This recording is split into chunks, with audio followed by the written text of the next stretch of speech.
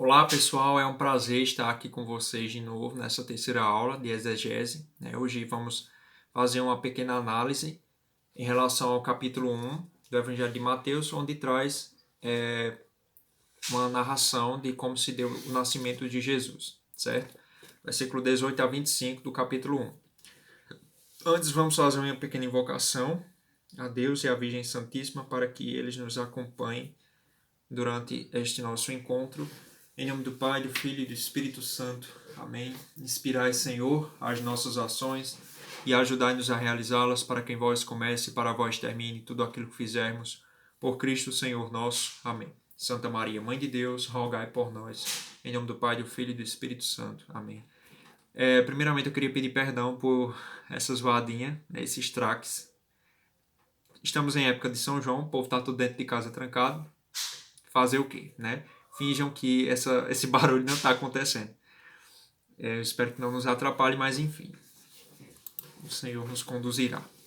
Antes de irmos para a exegese, eu queria ler uma frase muito interessante do Papa Emérito Bento XVI, onde ele fala assim: o Criador que tudo sustenta nas suas mãos, de quem todos nós dependemos, faz-se pequeno e necessitado do amor humano. Então, a gente vê o quê? Uma criança frágil, um recém-nascido que acaba de nascer do ventre de Maria, se faz agora refúgio nos braços dela. Também se fez refúgio nos braços de São José, né? Então, Deus ele sustenta tudo no seu ser. Podemos também dizer assim que se Deus dormisse e acordasse logo depois de um tempo, ele não veria nada a não ser ele mesmo. Por quê? Porque Deus sustenta o universo e toda a criação no seu ser, tá? Então, esse Deus onipotente, onisciente e onipresente se faz frágil e refúgio nos braços também de frágeis seres humanos, como foram Nossa Senhora e São José, né? Como somos, enfim. Vamos agora para o primeiro versículo da nossa análise, versículo 18. Abram aí suas Bíblias e vamos em frente. Mateus começa: eis como foi a origem de Jesus Cristo. Sua mãe Maria, desposada com José, antes de conviverem, achou-se grávida pela ação do Espírito Santo. Tá, vamos primeiro entender a realidade do matrimônio. Pessoal, no judaísmo, nessa época, quem arranjava os casamentos eram os pais. E isso se dava geralmente na puberdade dos filhos. Tá? Então a gente pode supor que Nossa Senhora ela tenha recebido a visita do anjo e vivido essa realidade descrita aqui, mais ou menos em torno dos seus 13 anos de idade. Tá? Também devemos olhar para outra questão. O matrimônio judaico ele tinha duas fases. A primeira era antes de coabitarem, antes de viverem, né? E isso se dava na casa do pai da menina, né? Então, os esposos, né, nessa primeira fase já eram considerados comprometidos, casados de fato, mas não coabitavam, né? E não podiam ter relações sexuais, certo? Aqui encontramos um pequeno problema porque o texto ele ambienta essa realidade do matrimônio de Maria e José na Judéia, sendo que na Judéia as coisas eram um pouco mais liberais. Isso era uma coisa mais seguida à risca na Galileia, tá? Um pequeno comentário, diga-se de passagem, né? E também devemos olhar para outra coisa. Não podemos pensar que Mateus, quando escreveu esse evangelho em torno de 80 depois de Cristo, ele tinha a mesma noção que temos hoje do Espírito Santo, certo? O Espírito Santo ele só foi entendido pelo cristianismo como a terceira pessoa da Santíssima Trindade, ou seja, também Deus, né? Com o Concílio de Constantinopla em 381, tá? Então a noção de que nós cremos em um só Deus, que é três pessoas, Pai, Filho e Espírito Santo, isso só se deu de fato no Concílio de Constantinopla no ano de 381, depois de Cristo, certo? Olhando agora para a concepção virginal antes e depois de São Mateus, né? Porque aqui diz que Nossa Senhora, antes de se consumar seu casamento com José, na segunda fase, que era a coabitação, ela se achou grávida pelo Espírito Santo, né? Ela se encontrou grávida, porque de fato, né, é um grande milagre, né? E a fé dela foi enorme, porque, diga-se de passagem também, uma mulher com uma fé extraordinária, e quando viu o anjo dizer assim, como se dará isso? Deus, com seu espírito, irá pairar sobre você, você vai conceber um filho. Então, ela acreditou nisso, sem duvidar no seu coração, né? Como muitas vezes nós duvidamos. E isso é um grande mérito por parte de Nossa Senhora, a sua fé, né? Certo. Em relação à concepção virginal, a gente se pergunta o seguinte: será que Paulo e os primeiros cristãos eles pensaram nisso, nessa realidade da concepção virginal? Porque a gente vê que Paulo ele não cita essa realidade, né? Bom, através de alguns estudos, os exegetas chegaram a algumas conclusões, né, e descartaram algumas possibilidades, que são as seguintes. Havia um mito na época, tá, de que talvez essa realidade da concepção virginal de Nossa Senhora teria sido trazido dos pagãos. Os pagãos criaram essa realidade. Por quê? Porque se tinham alguns mitos de que grandes homens nasceram dessa forma, ou seja, sem intervenção, sem uma procriação normal humana, da natureza humana. Havia sempre uma intervenção divina, algo sobrenatural acontecia. Mas a gente descarta isso, né? Nós não podemos dizer que isso daí foi uma realidade trazida pelos pagãos, até porque cremos sim na concepção virginal. A gente só está estudando como que a igreja foi entendendo isso no decorrer dos tempos. Então, assim, não podemos dizer que isso foi algo trazido pelo paganismo, certo? Há também outra coisa bastante importante, e se refere a Isaías 7,14. Acredito que muitos de vocês conhecem essa passagem, né, onde Isaías diz assim: eis que a virgem dará à luz um filho, e ele será chamado Emanuel, Deus conosco, né? Os exegetas se perguntaram a respeito desse nascimento de Jesus narrado em Mateus 1, a seguinte realidade. Há na história de Israel, se perguntavam, e nos livros do Antigo Testamento, algo que remotamente ao menos fale numa concepção virginal, sim ou não? Ou seja, os judeus do Antigo Testamento acreditavam que o Messias viria através de uma concepção virginal. Bom, para entender isso, a gente olha direto para Isaías 7,14, né? Mas devemos entender uma coisa antes. O livro de Isaías ele foi escrito em hebraico, tá? E no hebraico não trazia o termo virgem, e sim donzela, mulher, que era trazido em Almá. Almá, em hebraico, significava uma donzela, uma mulher, uma mocinha. Então, eis que uma donzela, eis que uma mulher dará à luz um filho, e não necessariamente essa donzela seria virgem, tá? E foi quando, no século III a.C., judeus alexandrinos, eles traduziram Almá para paternos, em grego, que significa virgem.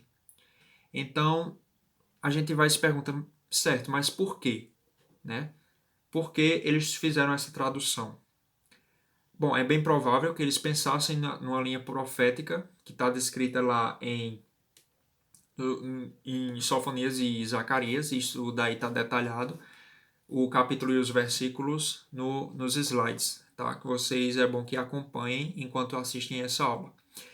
E lá tem uma expressão interessante, dizendo assim, a Virgem Filha de Judá, nesses dois profetas. Então a gente pode supor que eles fizeram referência a esses trechos, certo? Mas assim, o que é que a gente pode supor também é que Deus ele age dessa forma. No termo hebraico, Alma, ele não especificava que seria uma virgem, né? E traduzindo essa realidade no século III antes de Cristo nascer, a gente vê que Deus ele queria especificar que seria uma virgem que daria a luz, né, a esse Messias que era aguardado. Então é bom nós vermos essa realidade do messianismo, né, Deus ele estava preparando até mesmo nas Sagradas Escrituras a vinda de Jesus. Certo, essa questão da concepção virginal, a gente também pode se perguntar o seguinte: olhando para uma tradição pré-mateana e pré-lucana, né, ou seja, algo que era esperado antes de Mateus e Lucas, né, antes mesmo de Jesus, a gente também pode... A gente não, né? Algumas pessoas começaram a também se perguntar, quando estudavam essa realidade do nascimento, sobre a possibilidade de Mateus ter inventado isso, né? Mas isso daí se quebra no meio quando vemos que em Lucas tem a mesma narração. Lucas ele também descreve que Nossa Senhora foi fecundada por uma ação do Espírito Santo. Então daí a gente já tira que Mateus tenha inventado isso, certo? E isso daí é algo que é lícito dizermos e associarmos aos dois evangelistas, tá? Que era algo trazido por tradições dentro do judaísmo, essa realidade do nascimento do Messias por uma concepção virginal, tendo uma intervenção sobrenatural vinda de Deus, certo? Então, podemos dizer que esse entendimento ele é pré-mateano e pré-lucano. Isso daí pode se tornar um pouco mais evidente também lá em Lucas 1, do versículo 1 em diante, né, quando ele descreve a sua pesquisa. Quando ele começou a pesquisar para fazer o seu evangelho, ele diz assim a Teófilo, né? Muitos já tentaram compor um relato coordenado dos fatos ocorridos entre nós, ou seja, os cristãos, né? Como nos transmitiram os que foram testemunhas oculares desde o princípio e se tornaram ministros da palavra. Assim, decidi também eu, Lucas, né, caríssimo Teófilo, depois de ter cuidadosamente investigado tudo desde o começo, pô-lo a escrito em boa ordem. Ou seja, Lucas pesquisou, pessoal. Né, e a gente pode supor também que Nossa Senhora, a família de Nossa Senhora, né, e tem também a possibilidade, a suposição de que Mateus ele tenha tido contato com os familiares de São José. Enfim, que isso tudo tenha sido descoberto pela investigação desses dois evangelistas por tradições familiares, certo? Mas a maior fala sobre essa realidade é a seguinte: foi a própria igreja, ou seja, sobre a concepção virginal, vamos entender.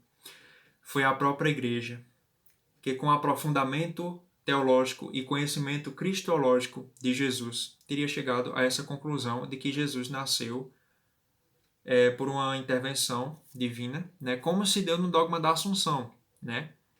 Tipo, da onde é que a igreja tirou que Nossa Senhora foi assunta ao céu? Ela foi aprofundando seus conhecimentos teológicos e cristológicos, né? E chegou à conclusão de que Maria, na verdade, quando ela encerrou seu tempo aqui na Terra, ela foi assunta, levada ao céu em corpo e alma. E também pelo fato de que não se tem nenhum relato, nenhum registro arqueológico do corpo de Nossa Senhora, né? De algum túmulo, porque tipo, Maria, a mãe de Deus, a mãe do Senhor, né? Ela era, claro, com certeza muito respeitada entre os cristãos, né?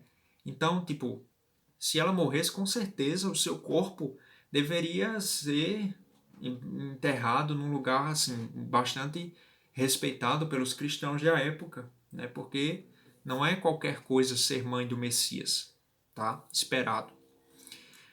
Agora olhemos a respeito de... Sim, e ainda acerca dessa realidade, tá? Nós veremos que existiam e ainda existem muitas agitações a respeito dessa questão, né? Os judeus eles tinham a visão a respeito, agora nós falando de São José, que Jesus ele deveria ter um pai, né? E Jesus de fato teve. José foi o pai legal, como vimos na primeira aula, né? E lá em Nicéia se chegou à conclusão que Nicéia foi o primeiro concílio, né, da igreja, realizado em 325 depois de Cristo. Lá em Nicéia se teve a conclusão e o entendimento de que Jesus é filho de Deus no sentido ontológico e não biológico. E essa questão de ser filho, ele também se faz realidade e se faz válido a respeito de José e Maria, tá? Jesus ele chamou José de pai e José chamou Jesus de filho, como também Nossa Senhora chama Jesus de filho, né? Claro que a maternidade de Maria, ela ainda tem uma elevação muito maior, né? Porque ela foi quem gerou Jesus. Mas enfim, essa questão do sentido ontológico, nós temos que olhar para entendermos também a paternidade de São José, porque Jesus teve de fato São José como pai. Não no sentido biológico, né, mas no sentido ontológico. Então, até hoje, né, faz parte da identidade de Jesus dizer que ele é filho de José. Nós vimos um pouco disso na nossa primeira aula, né, a respeito da genealogia. E o magistério, ele iluminou essa lacuna da concepção, né, e foi amadurecendo a igreja, né, auxiliada pelos seus bispos no decorrer dos caminhos que a igreja trilhou, né. Também observamos que, ainda a respeito dessa concepção, no século II, nós já vemos uma grande, um grande burbúrio a respeito dessa realidade. Né? Será que Jesus ele foi de fato gerado por uma concepção virginal? E como assim, no século II, a gente já vê uma agitação a respeito desse tema? Porque nós temos um apócrifo datado dessa época, conhecido por Proto-Evangelho de Tiago. E lá nós vemos duas parteiras. Né? José, ele sai, Maria começa a dar indícios que vai ter Jesus, né? E José vai em busca de parteiras. E quando ele chega, Maria já teve, né, o menino, e a parteira mais velha vai olhar o estado, né, corporal de Nossa Senhora, e quando ela chega lá e vê, ela diz que aconteceu um milagre. Uma virgem teve um filho, né? Por conta da questão do ímen, né? Que permaneceu intacto, de acordo com a descrição do proto-evangelho de Tiago. Então, assim, já era algo que agitava os cristãos do século II, né? E essa questão também do durante e o após o parto é uma questão mariológica, onde nós temos a convicção e é dogma de que Maria permaneceu virgem durante e após o parto. Porque, como sabemos, não foi um nascimento qualquer, né? E os santos costumavam falar sobre esse tema citando um exemplo, né, de que, assim como a luz do sol atravessa o vidro sem quebrá-lo, Jesus nasceu da mesma forma, do ventre de Nossa Senhora, sem romper a sua integridade física, né? Enfim, um nascimento sobrenatural que não nos custa acreditar, porque se nós acreditamos, né, temos a fé de que Maria teve Jesus sem intervenção de homem algum, não nos custa também crer, né, isso é uma tradição da igreja, que Maria tenha permanecido, né, intacta e virgem também após o parto. Agora, olhando para o versículo 19, nós lemos o seguinte: que José, seu esposo, prometido sendo justo e não querendo expô-la, cogitou em despedi-la secretamente. Aí entramos na crise de São José, né? O autor, consciente ou não disso, ele relata ao leitor um escândalo, né? José e Maria, por que um escândalo? Vamos entender. José quis despedir Maria. Quando eles dois passaram a coabitar em torno do quarto ou do quinto mês da gravidez de Nossa Senhora, José percebe a gravidez, né? E muitos anticristãos, entre eles judeus e pagãos, né, para desacreditar o cristianismo, o próprio Jesus e os seus pais, começaram a criar propagandas anticristãs, blasfêmias e caluniadoras, né, e dizendo realidades de que Maria foi uma adúltera, né, e que na verdade ela teve um relacionamento com um soldado romano Pantera. Jesus foi ao Egito quando cresceu, aprendeu magia negra e foi através disso que ele conseguia fazer os seus milagres. Uma calúnia, né, uma blasfêmia terrível, mas que foi propagada por vários anticristãos porque queriam evitar as conversões ao cristianismo. Tá? Ainda sobre José, aí a gente pensa o seguinte: será que José suspeitou que Nossa Senhora tinha traído ele? Ou será que ele se achou humilde? Aliás, ele se achou pequeno demais diante daquela realidade sublime, né? Bom, nós temos três respostas a respeito dessa justiça de José. José sendo, a gente lê assim que ele sendo justo, né, e não querendo expô-la. Como assim justo? Né? Como assim José é justo? Bom, a primeira resposta é que ele se sentiu pequeno diante da grandeza daquele mistério que envolvia Nossa Senhora, né? E decidiu abandoná-la no ato de humildade, né? Bom, isso não é tão aceito, né? Alguns padres, alguns teólogos aceitam, entre eles Padre Paulo Ricardo, ele acredita nessa realidade, né? De que José se viu pequeno demais para aquilo. Há uma segunda vertente que cita o livro da sabedoria, tem um versículo lá no livro da sabedoria que fala que o justo ele é clemente e misericordioso. E José agiu com misericórdia com Maria, né, não querendo expô-la publicamente.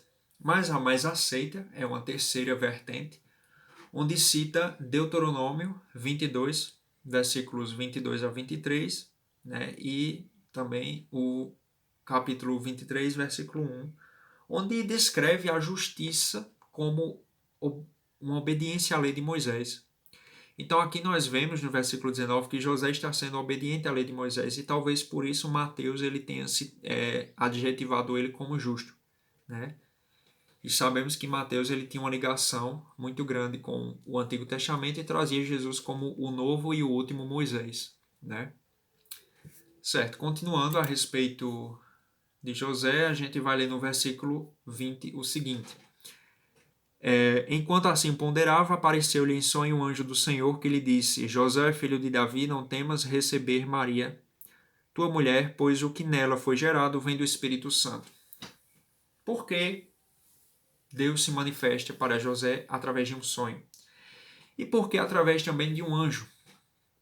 Bom, aqui eu acredito que vocês já tenham ouvido falar de José do Egito, né? Foi um homem que tinha muitos sonhos, Deus se comunicava muito com ele através de sonhos, e essa realidade dos anjos a gente vê muito na Torá, né? nos escritos do Antigo Testamento, onde o anjo do Senhor, quando aparecia essa expressão anjo do Senhor, na verdade era uma referência ao próprio Deus. Né?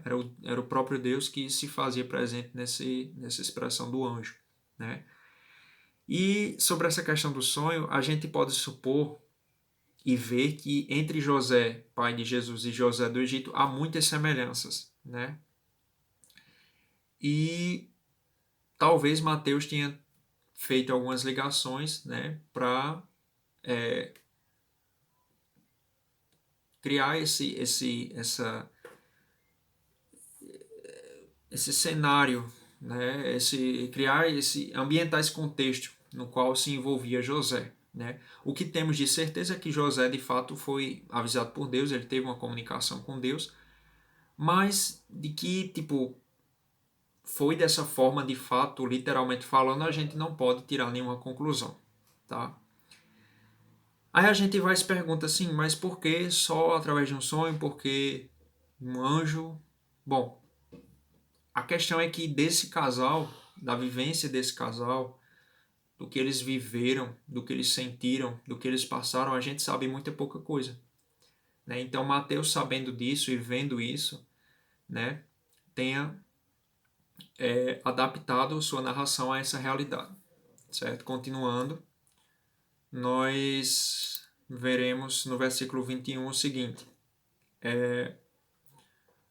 ela dará à luz um filho, e tu lhe porás o nome de Jesus, pois ele salvará o seu povo dos seus pecados. Jesus, em hebraico, acho que é hebraico, significa Deus salva, tá? Deus salva. E Por que o termo salvará, né? Mateus ele tinha plena ciência do que aconteceria com Jesus, do que significaria Jesus para o cristianismo. Ele tinha plena consciência do mistério pascal, né? O que significa o mistério pascal? É a vida, a morte, a vida, a paixão, a morte e a ressurreição de Jesus. Né? Isso aí é o mistério pascal que nós temos como uma das coisas centrais na nossa fé e mais importantes. Né? Então, assim, também na história judaica, o nome da pessoa ela também designava a sua missão. Né? Então, de fato, Jesus ele veio nos salvar dos nossos pecados e nos conceder a vida eterna. Põe-se palavras na boca do anjo. Como assim, Rafael? Bom, sabendo nós que Mateus ele tinha plena ciência do mistério pascal, né? Ou seja, o que é mais aceito é que Mateus ele tenha sido um cristão da segunda geração e não um dos apóstolos. Mateus ele já tinha conhecimento de tudo o que aconteceria. Né? Ele estava pregando o evangelho e ele, de certa forma, talvez tenha posto palavras, né, na boca do anjo, justamente para evidenciar aquilo que ele já sabia, que era o fato de que Jesus veio nos salvar dos nossos pecados, certo? E a gente vê também esse pequeno detalhe, tu o chamarás, né? Tu lhe porás o nome de Jesus. Pessoal, quem era que colocava o nome nos filhos? O pai, né? E isso daí evidenciava a paternidade de São José em relação a Jesus. O anjo diz, você será pai. Como é que o anjo diz isso? Você vai pôr o nome do menino.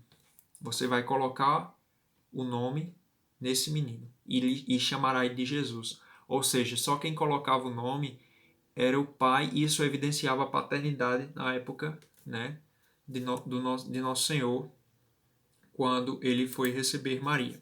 Né?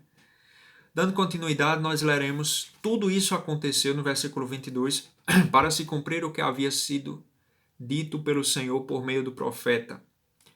Versículo 23, citando Isaías 7,14: Eis que a virgem ficará grávida e dará à luz um filho. Ele será chamado pelo nome de Emanuel, que significa Deus conosco.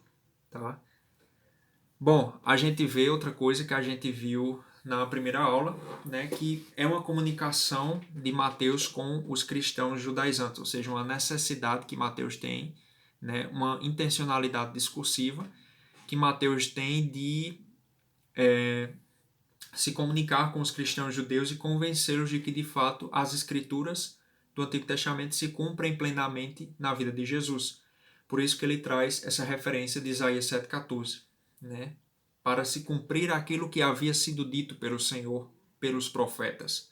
Então a gente vê essa expressão usada por Mateus de uma forma muito constante, né? Isso para se cumprir aquilo que foi dito, isso para que, enfim, sempre uma referência constante ao Antigo Testamento, certo?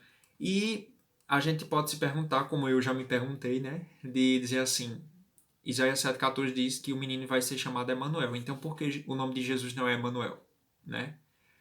Bom, o nome de Jesus é Jesus e não é Emanuel. Como assim? É um nome simbólico. Emanuel é um nome simbólico, tá? E esse Deus conosco, ele recebeu o nome de Jesus, tá?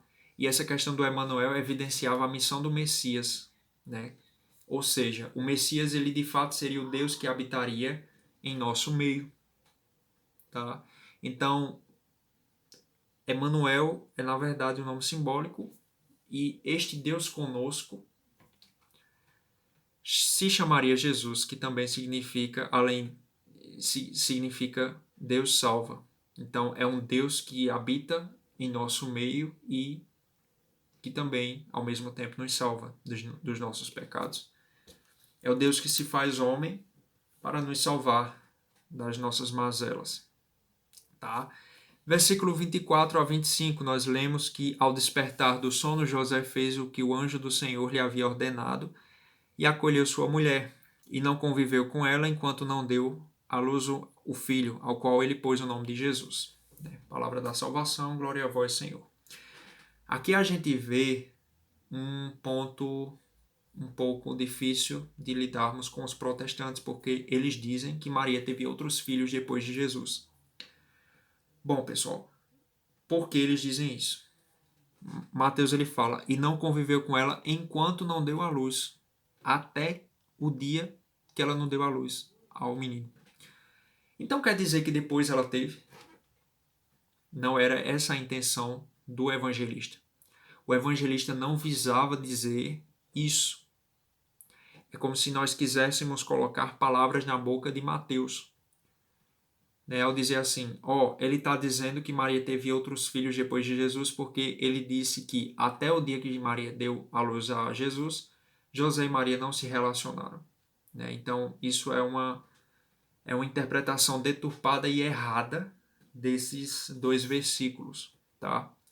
Então, a gente vê que José recebeu, né, a revelação de Jesus, não sabe, de Deus. José recebeu a revelação de Deus. Não sabemos se de fato por um sonho ou por um anjo, ou se foi uma construção de Mateus, né?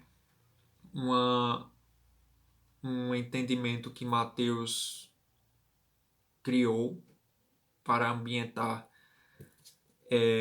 a posição e a vida de José em meio a esse acontecimento extraordinário. Né? E no versículo 25 nós vemos esse pequeno probleminha que os nossos irmãos protestantes costumam problematizar. Mas isso não quer dizer que Maria depois teve filhos, tá, pessoal? Ela não teve. Maria, isso é uma interpretação um pouco errada e que renderia um outro vídeo, né, uma outra aula, especificamente para falarmos disso. Mas não era intenção do evangelista dizer que Maria, depois de Jesus, teve outros filhos. Isso é colocar palavras na boca do evangelista, coisa que ele não era intenção dele falar isso. A intenção de Mateus ao dizer que ele não conviveu, ou seja, não conheceu, não se relacionou, não teve relações com Nossa Senhora, né? Que, como ele fala aqui, porque conviver e conhecer na época dos judeus, naquela época, significava ter relações. Nós vemos isso no relato de Sodoma e Gomorra, quando dois anjos eles vêm para salvar a família de Ló, né? E algumas pessoas conhecidas, dois homens parece, conhecidos de Ló, olham para os anjos e dizem assim que queriam conhecer eles, ou seja, né, ter relações. Então a palavra conhecer, conviver, remete a isso, essa questão de ter relações, né, sexuais. E aqui a gente vê nessa questão dele dizer, e não conviveu com ela enquanto não deu à luz um filho. A gente não pode dizer que Maria, depois disso, teve outros filhos e ela não teve, tá? Enfim, é só um pequeno comentário dessa realidade que os protestantes costumam problematizar e que nós devemos ter consciência para bem defender nossa fé e bem defender também aquilo que Nossa Senhora representa para nós. É isso, qualquer dúvida falem comigo, tá? No privado. E até a próxima, tá, pessoal? Estamos reunidos e sempre estaremos em nome do Pai, do Filho e do Espírito Santo. Amém. Que o Senhor se utilize dos nossos conhecimentos que estamos tendo, né, nesse período de pandemia para a sua maior glória e para a nossa maior santificação. Né? Fiquem todos com Deus e salve Maria.